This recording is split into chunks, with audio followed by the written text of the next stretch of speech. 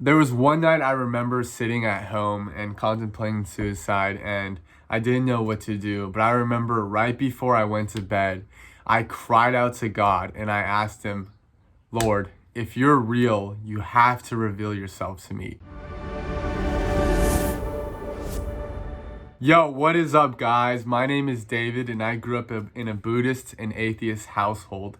I want to tell you guys how I came to God last year. So I grew up in LA my whole life, and I was bullied my whole life. I was pretty much depressed from 11 years old and on, and I had crazy anxiety. I actually dropped out of high school when I was 16, and I took my GED and I went to community college because I was so depressed and so anxious. At this time, from 16 to 20, I did not know what I was doing with my life. In fact, I was too scared to even go outside.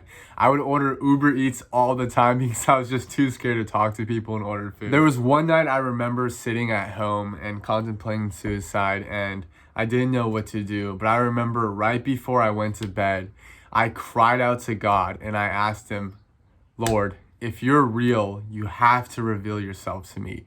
And honestly, I did not have any faith in that prayer, but it was very, very sincere.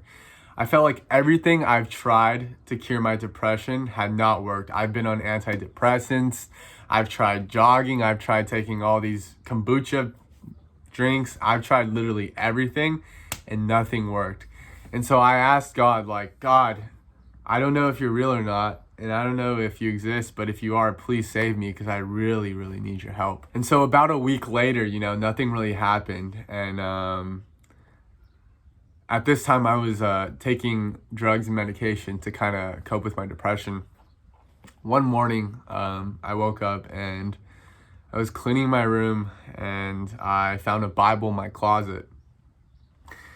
And I didn't know what to expect of it, but I was thinking about throwing it away, and I heard a voice in my head and it said, keep it. And so I'm like, what's going on? And so I opened this book and I read the first line, in the beginning, God created the heavens and the earth.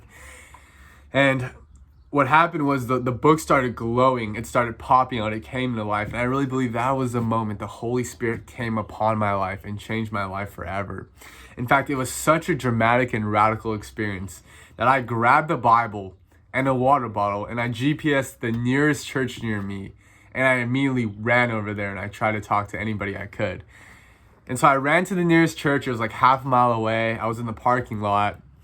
And I met this huge dude. He was like 6'4", 6'3", had tattoos all over his body, looked like he'd been in a gang.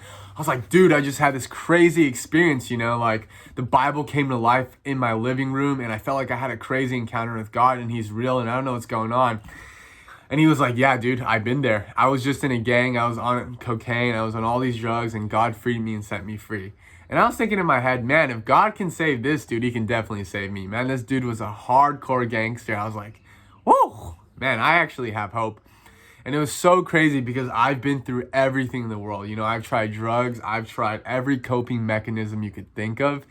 And all of that just led to emptiness. And so after that, God called me straight to YWAM Youth with a Mission, which was a 6-month discipleship training program. And I was in Kona for about 6 months. But ever since then, I've been just trying to share my love about Jesus left and right. And growing up in church, I really didn't think much of it. I thought it was a social event.